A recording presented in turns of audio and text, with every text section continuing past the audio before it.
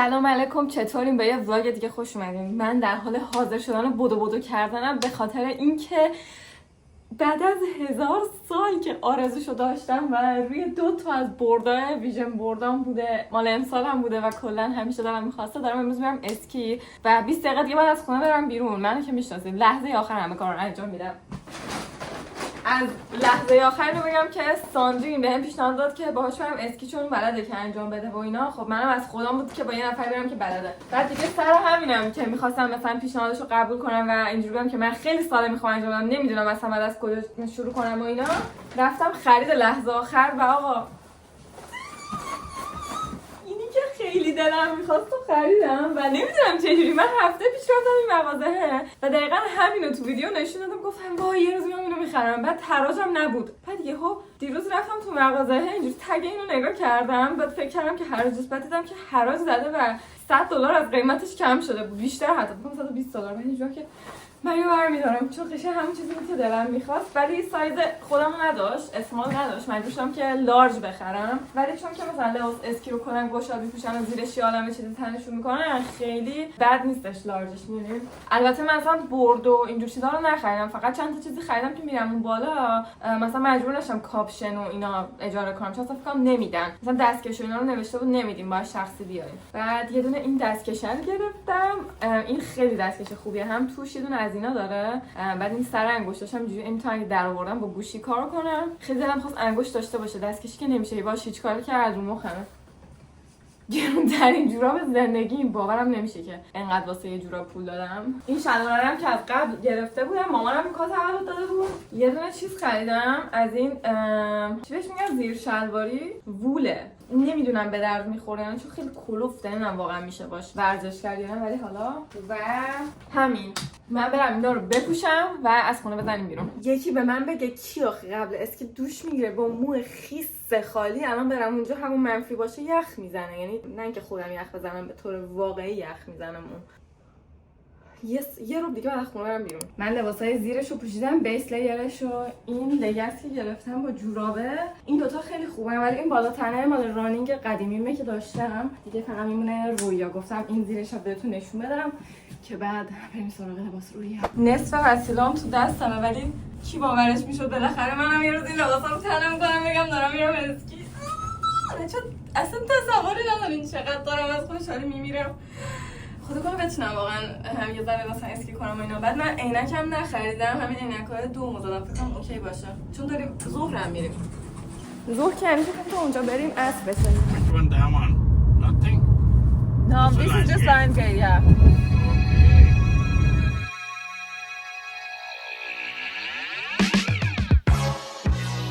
ما رسیدیم پارکینگ اینجا و الان قراره که بریم بالا آسانسیر. داریم میریم بنز بکنیم چیزه رو، وسکیش رو، با بوتش رو، بعد بریم اول یه دونه دیگه کوچیکش از این شروع کنیم.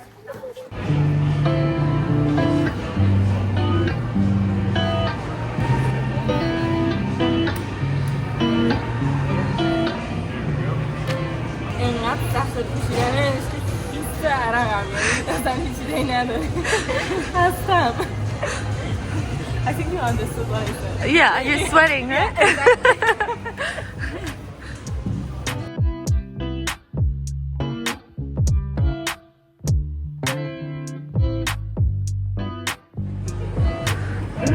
انقدر سخت راه رفتن که من همین الان دارم میمیرم این نتیجه رو میبرم.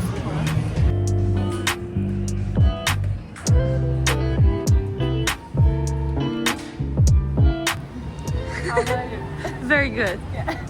Very professional. I think it's good. Wait, can I see? If the energy's right.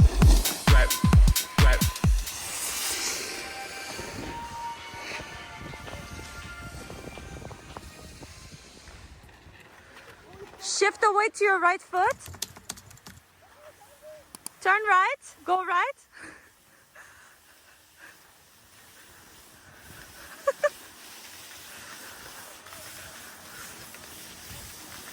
You did the exact opposite. So you know how I said don't go in a straight line? ما اولین راحته رو رفتیم، یعنی یه دونه هیل داره که خیلی آسونه. اولین رو رفتیم و داشتم سکته می‌کردم. الان اومدیم یه دونه اصلا اینجا گرینه، رنگیه. خب بعد خیلی دارم بعد میام استرس گرفتم. بعد آره دیگه امیدوارم که خوب بشه، فقط زمین نخورم چون یهو سرعت میگیری. I'm ready. Let's go.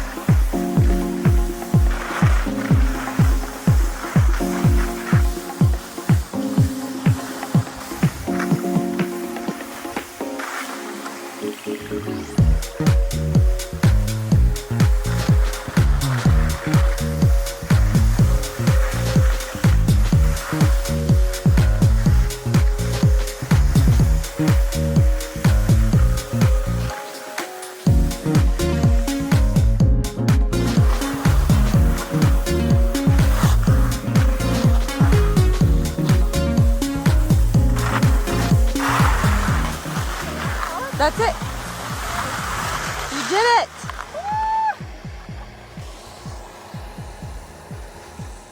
اسکی تموم شد و من دارم برمیگردم خونه. باورم نمیشه که تموم شد و انجامش دادم. از اون کاری بود که اصلا تا چند وقت فکر کنم خوشحالم واسش.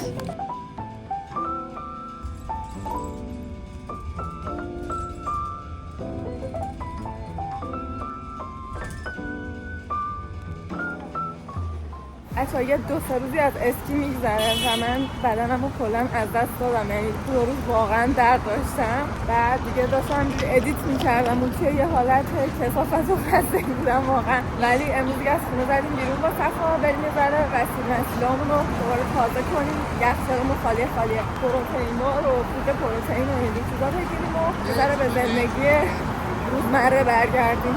میکروفونم خراب شده، در نتیجه برم میکروفونم احتمالاً بخرم چون الان میبینید دیگه صدای ویدیو به چه صورته.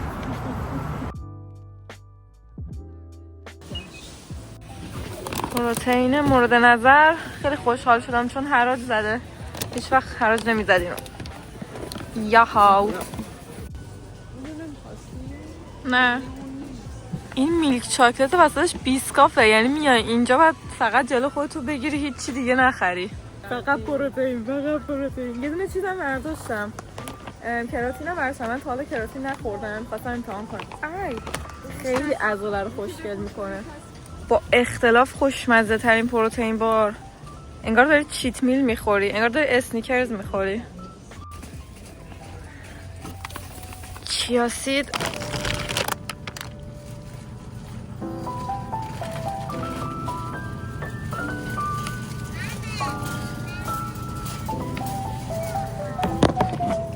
اصلا این یخچاله رو نگاه، کلش یخچاله خیلی باحاله.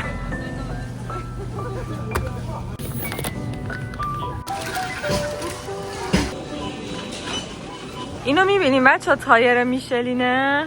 داستان میشلین اسکا که من واسه ویدیو قبلی رفتم دقیقا از همین برنده شروع میشه، مال این تایر است در واقع. و 2 تا داداش بودن اگه اشتباه نکنم شروع میکنن گاید میشلین رو نوشتن و اصلا بازیشون میفته تو رستوران، ولی هنوزم تایرش هست و در واقع یه جورایی تبلیغ خودش بوده.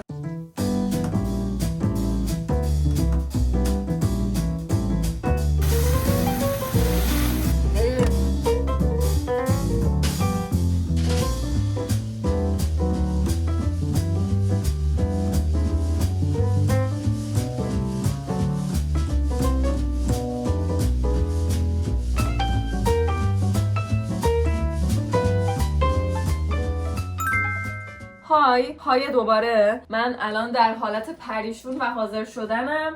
یه چند روزی بود که خیلی این سرشونم که درد گرفته بود و رفتم دکتر سوزن و اینا، رفتم فیزیوتراپی، دکتر چک کرد، بعد دیگه 2 سری سوزن زد و اینا. من سرشونم بندتر شده و خیلی درد داره. بعد همینجوری داشتم به فکر می‌افتادم که چیکار میتونم براش بکنم و گفتم بذار ببینم چه ریکاوریایی وجود داره. 2 تا روش ریکاوری دیدم و حالا هم ریکاوری هم برای سلامتی خوبه، نمیدونم که جواب بده یا نه. و گفتم بذارم تست کنم چه جوریه و بدن دردم کمک می‌کنه.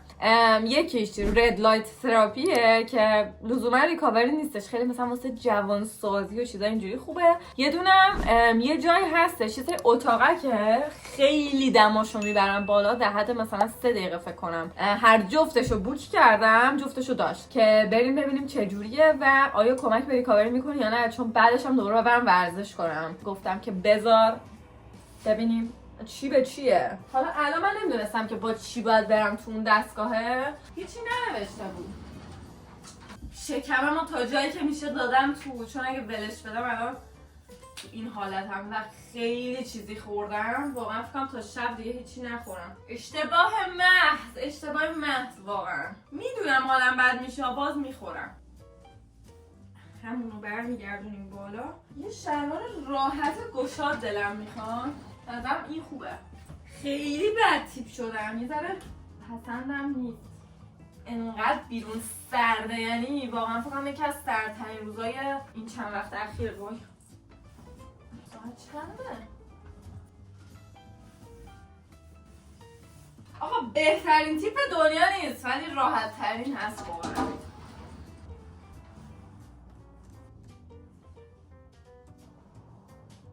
شلوار مشکی میخوام. اینو دوست دارم که واقعا مهم نیست چی باید بپوشم ولی خیلی باز برای من مهمه. نمیدونم مرضم چیه. آماده شدیم. بطری آب. من محض احتیاط یه دونه مایو و حوله و اینا رو هم برمیدارم.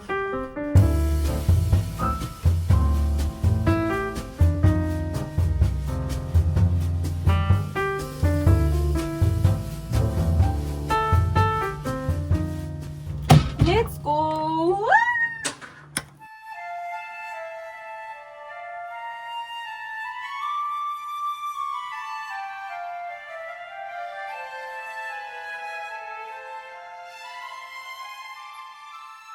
خب اولش قراره که این رد لایت رو برم.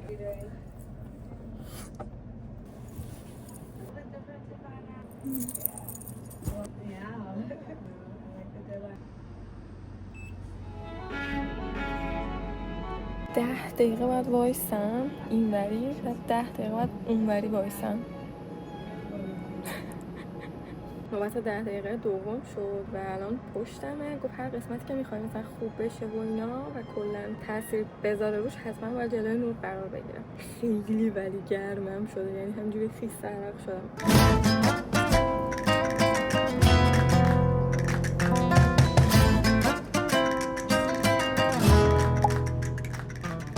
خب بچه این الان شروع شد تا منفی 120 درجه. minus 120 right؟ Yes. منفی 120 درجه میشه و من فکر کردم منفی 30 درجه میشه ولی الان تازه منفی 50 شده و بهم گفتش که اگه مثلا احساس قش کردن و اینو داشتی بگو که سریع بیارمت بیرون. ولی تا اینجا که اوکیه خوبه. This is so good. It's good. You feel good? Yeah.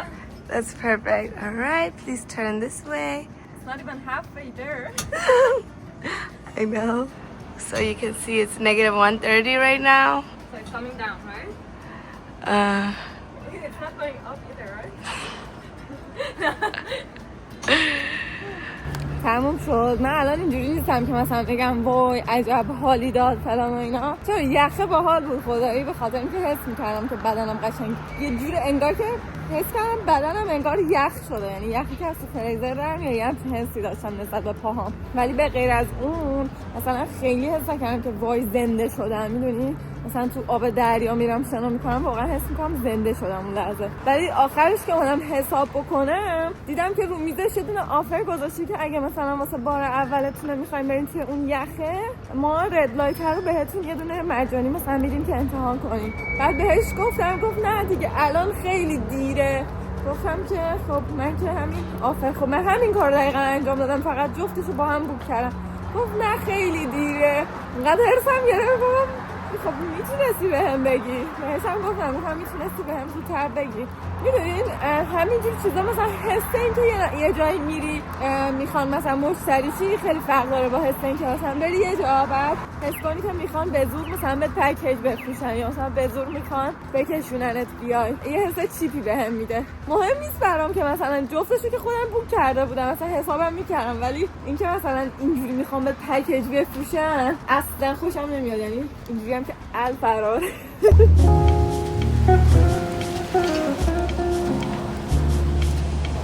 عجب سوپر باحالیه.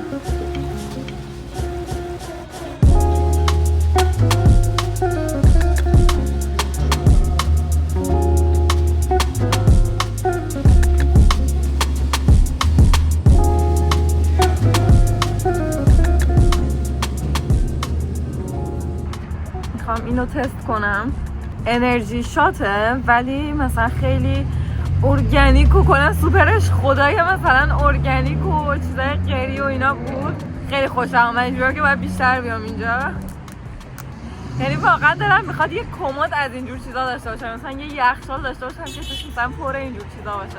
اگه خودم درست کنم که چه بهتر، ولی کلا از این گیاه گرین تی و بری و اینجور چیزاست.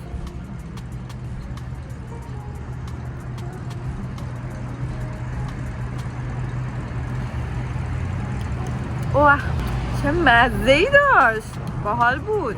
آها فرمنت شده است، واسه انقدر مزه کامبوجا و اینا میداد. چیزایی هم که شیشه‌ایه که اصلا یه لول دیگه ای دوست دارم. میگم که داشت همه چی هنوز تو شیشه بود، هیچی پلاستیکی نبود واقعا.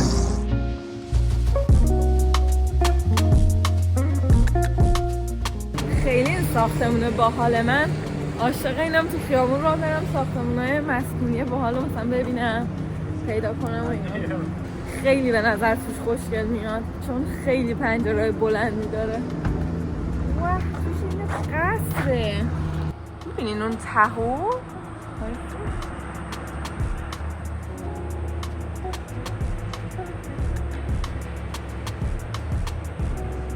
کم کم دارم چیز میشم، اینطوری میشم که نه ونکوورم یه جاهای خیلی خوشگلی داره که خبر نداری ازش. اون سوراخ سنبال شدم پیدا میکنه. عاشق همین پیاده روی مثلا اگه با ماشین بریم ور اونور انقدر یهو جاهای باحال پیدا نمیکنه آدم.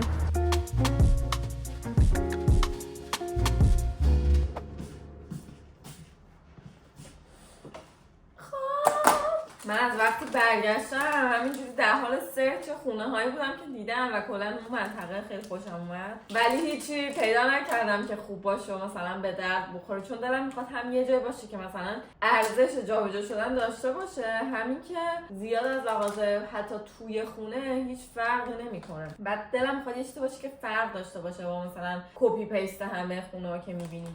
یعنی واقعا عین همه ها، انگار یه پلن و مثلا 10 تا پرینت ازش گرفتن. از اونجایی که یه ذره گشتم شد میخوام از این چه اسمش کرکرها، خیلی نازک و خوشمزه است، یه ذرم کاتج چیز، یه ذره که خیلی کاتج چیز و گردو. یام این کرکره با مزه رزماری بود، خیلی خوشمزه شد.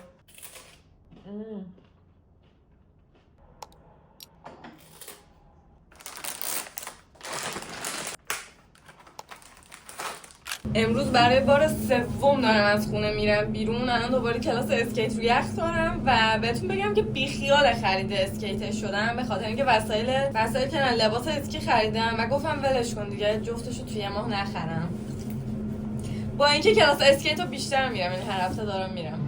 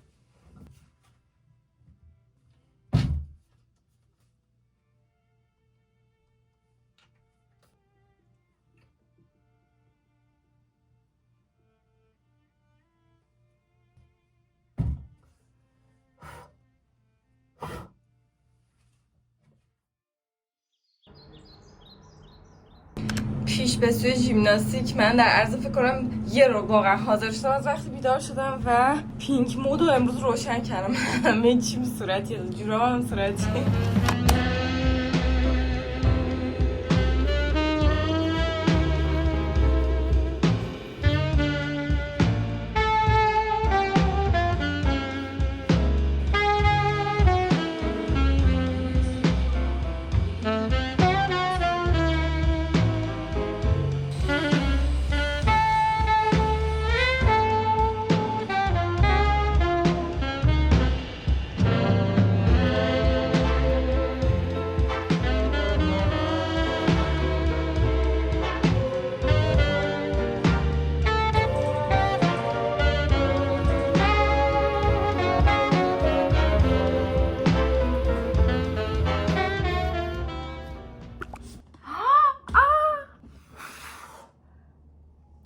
گیر کلایم پایم. آی دیدین بعضی وقتا همینجوری مثلا خسته ایمدی یه چیزی هم مثلا بلا سرتون میاد همونو میخوایم بزنین زیر گریه. قشنگ تو این موقعیت بودم هپلی هپو خسته ناراحت نیستم و صرفا خستم. بعد منتظر فرصت بودم برای گریه. حیف که به اندازه کافی دردم نگرفت. واقعا ببخشید که انقدر پخش و پلا شد این ولاگ، ولی واقعا زندگیم در این یک هفته خیلی پخش و پلا، این کار اون کار اینجا اونجا اینجوری بود و اصلا تازه امشب خالم داره میاد اینجا پیشمون و هی شلوغ پلوغ تر و این ور اون ورتر هم میشه قطعا. الانم برگشتم خونه، من یه غذای خوردم، یه استراحتی کردم از ژیمناستیک و بچه توی کلاس ژیمناستیک زده که مثلا نمیتونیم ویدیو اینا بگیرین، نمیدونم به خاطر اینکه پر بچه است، بعد چون میترسن که مثلا این بچه‌ها بیفتن اینا، احتمالاً به خاطر همین زدن. کلا ولی نسبت به اون ژیمناستیکی که ایران میرفتم خیلی هنوز راحت تری کلاس، به خاطر اینکه خیلی بیگینره و کسایی که تو کلاس هستن مثلا بچه‌ای نیستن که سابقه ژیمناستیک و حرفه‌ای و اینا باشن. خوبم هست اتفاقا، به خاطر اینکه داریم از بیسیک و یه سری چیزای ساده‌تر شروع می‌کنیم و من عاشق این کارم، به خاطر اینکه باور دارم وقتی بیسیک‌ها رو درست انجام میدی خیلی راحت‌تر میتونی روش بیلداپ کنی و هی روش مهارت‌های جدید رو اضافه کنی و انجام بدی. آره دیگه. حالا الان دوباره یه جلسه دارم، باید بزنم از خونه بیرون. من یه خبر خیلی خوب دارم. یه کاری کردم که اصلا نمیدونم، یه مانع ذهنی، یه قفلی شده بود برام این کلاس موسیقی و من از ایران بعد از اینکه کنکورم رو دادم از وسطای کنکورم کلاس فلوتم رو ول کردم. یعنی میرفتم دوباره ول میکردم، ولی قبل از اون اینجوری بود که هر هفته میرفتم مرتب، اصلا هیچ وقت آف نمیگرفتم، همیشه مثلا میرفتم، اصلا غیبت نمیکردم و اینا. بعد کلاس فلوتم هم هزینه‌اش خیلی برام زیاد شده بود چون خیلی گرون شده بود. مثلا فکر کنم یه جلسه 500 تومن بود، یه جلسه 700 تومن بود. واقعا نمیتونستم، باید پولشو خودم میدادم و نمیتونستم مثلا از پولم حساب کنم اونو بدم. بعد یادمه یه مدت 2 هفته یه بار میرفتم و ماهی یه بار و اینا که مثلا بتونم ادامه بدم. بعد دوباره یوتیوبو شروع کردم، سرم شلوغ شد و نرفتم. و من همیشه چون بینش هی میرفتم ول میکردم حس نمیکردم که خیلی پس رفت کردم، ولی الان واقعا 1 سال و نیمه که دست به ساز نزدم، یعنی اصلا سازمو باز نکردم و خیلی ناراحت بودم. همش داشتم مثلا تو سرم بهش فکر میکردم، تا اینکه اون روز که با هم رفتیم اونجا مدرسه موسیقی ونکوور، من دیگه گرفتم مثلا شماره و ایناشونو بهشون پیغام دادم، یه ذرم ویت لیست داشت، یعنی بعد صبر میکردی تا مثلا خودشون بهت یه تاریخی رو بدن دیگه. تا گفتن من با این استاد هماهنگ کردم، کلاس برام گذاشتم، منتها هفته پیش دوباره استاد مریض شد نرفتم. بعد دیگه بهش پیغام دادم، گفتم ببین من اصلا یهویی مهاجرت کردم، هیچ کدوم از کتابامو ندارم، همه چی مثلا رو هوا، اصلا سازمو باز نکردم، بعد مثلا چیکار بکنم و اینا. بهم گفته که چه قوزی کردم، بهم گفتش که مثلا بیا اوکیه من دارم اینجا کتاب و اینا، ببینیم که مثلا تو چه لولی هستی، مثلا بهم بگو چیا زدی. حالا منتها بهم گفته که مثلا یه قطعه رو یه ذره تمرین کن بیا که من ببینم مثلا چه جوری میزنی. الان من میخوام زودی برم برگردم که بیام وایسم پای ساز دیگه، بیام یه ذره ساز بزنیم بعد از 2 سال. حس کنم خیلی حس نوستالژی و غم دارم نسبت بهش، چون من 2 سالم هست که رو ویژن بردم عکس فلوتمو زدم که دوباره شروع کنم و هی ولش کردم. مثلا یه غمی تو وجودم بود، نمیدونم کسایی که خیلی طولانی ساز زده باشن بعد ول کرده باشن احتمالاً این حس رو دارم، مثلا 7-8 سال واسش وقت گذاشتی و یهو ولش می‌کنی.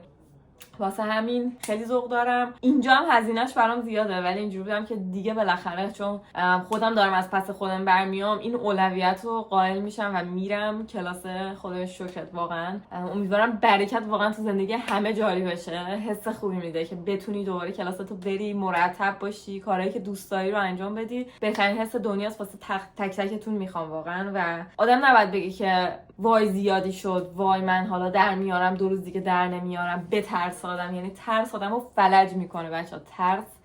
ترس نمیذاره یه قدم عادی برداری. حتی وقتی برکت تو زندگیت هم میاد، اگه ترس داشته باشی یا نمیتونی خودت و ذهنت رو جمع بکنی و استفاده کنی، یه نفس عمیق بکشی و رها کنی و اینجوی کنی، لذت ببری. آره دیگه، کلمات انگلیسی زیاد استفاده کردم، انگلیسیم خیلی کم شده. بعد همین دیگه بریم. میدونم گیر دادم به این لباسه، واقعا اذیتم نکنین دیگه. باز با همین میخوام برم. نرمالوترینه، این پتو میمونه. تیشرتمو عوض میکنم و روش اینو میپوشم. مثلا این دیگه کثیف نمیشه، عرق نمیکنم توش. میدونین چی میگم؟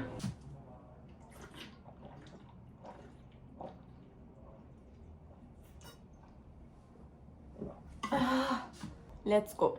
این چی بود؟ در ادامه گشتن تو سایت‌های خونه داشتم شهرهای اطراف ونکوورم می‌دیدم، تو جاهای دیگه تو کانادا کلا. بعد دیدم مثلا میتونی یه خونه مثلا با الان از اجاره که ما داریم واسه این خونه‌مون میدیم، مثلا میتونی یه هاوس خوبه مثلا توش قشنگ درست شده، خوشگل، حیاط دار، باغ دار. اصلا اینجوری بودم که موف بکنم از ونکوور برم یه مثلا یه سال یه جا دیگه. دوست دارم یه بار تجربه کنم. بعد شهر آروم مثلا همو میشناسن، خلوته. نمیدونم واقعا. برم نوبتم، وقتم شده. من برگشتم خونه. قبل از تمرین فلوت یه چیزی بخوریم. دخترتون همبرگر درست کرده به حجم زیاد، فقط 3 تا تو یخچاله. نویس. نگاه، پیاز کاراملی هم داره.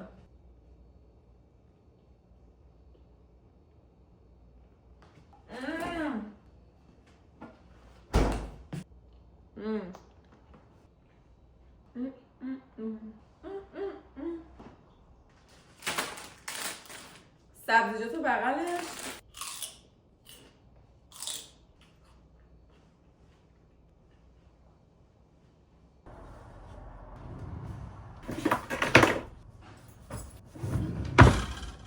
بالاخره وقتش رسید. همش داشتم از زیر انجام این کار فرار میکردم. باورم نمیشه این همه گذشته و نزدم. واقعا الان گریم میگیره. نمیدونم چرا واقعا. و میدونین چیزی بوده که خودم دوستش داشتم، نمیدونم چرا گذاشتمش کنار. بیشتر به خاطر این بوده که کار داشتم و نمیرسیدم تمرین کنم گذاشتمش کنار. وای حس میکنم اگه یه ذره بیشتر فاصله مینداختم واقعا یادم میرفت، چون الان ماسل مموریه. میدونین فلوتمو تا حالا به هیچ کس نشون ندادم. و من اصلا جلو کسی فلوت نمیزنم زیاد. البته قبلا تو ارکسترا زدم، ولی در سوشال میدیا هیچ وقت چیز نکردم.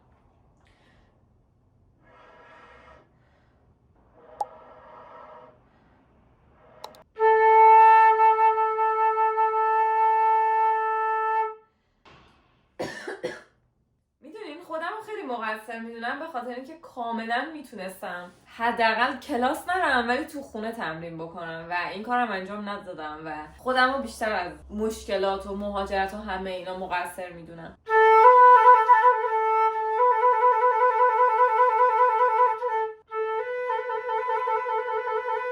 نشسته خیلی بده واسه تمرین، باید حتما وایسی. من واقعا نمیدونم چند درصد این چیزایی که راجع به مثلا فلوت و ساز زدن اینا دارم میگم براتون جذابه. اگه براتون جذاب نیست حتما تو کامنت رو بهم بگین.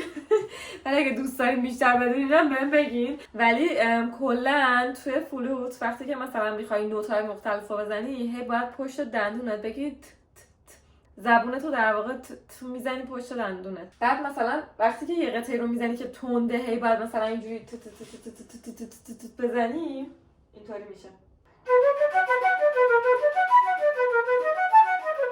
چه بهتر شوارتون بزن.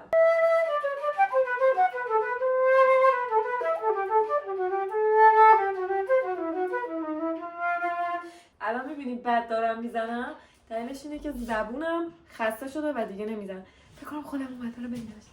من فعلا برم مهمون بازی و خالمو ببینم، بعد دیگه فردا که رفتم کلاس و اونجا بودم بهتون یه آپدیت میدم که بگم چجوری پیش رفت. ماش بهتون. من دیروز رفتم کلاس فلوته و همش دلتنگ استادم بودم، اینجوری که چقدر خوب بود. استادمو میشناختم، از بچگی باش بزرگ شده بودم، اون قشنگ با من راحت بود. و میدونی اینجور وقتا یهو اینجوری میشه که یعنی چی که یه نفر رو 7-8 سال میشناسی و مثلا به همه چیش آشنایی، به سبک تدریسش، به سبک مدل حرف زدنش. خیلی خلاصه استرس داشتم ولی در کل خوب پیش رفت. باید باز با این حال همچنان ادامه بدم تا مثلا تصمیم بگیرم میخوام با همین استاد ادامه بدم و کار کنم یا نه. خلاصه گفتم بهتون یه آپدیتی بدم. منم هفته دیگه زود میبینمتون. عاشقتونم. فعلا خدافظ.